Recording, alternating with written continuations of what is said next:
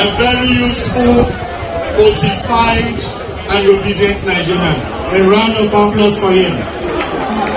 Very distinguished, ladies and gentlemen, it is my honor to hand the microphone to my partner, Pastor Ikewaka, to continue with the protocol. Thank you very much.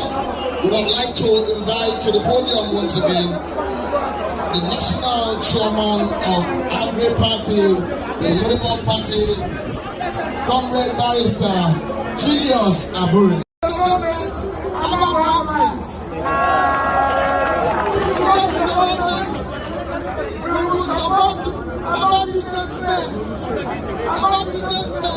Who are the manufacturing small businesses in our government. That's what I told you. Support our government. Vote for us. And you will see how our bank is going around. Hold on to our election. No here to make fake promise. No fake promise. We tell you what we are going to do.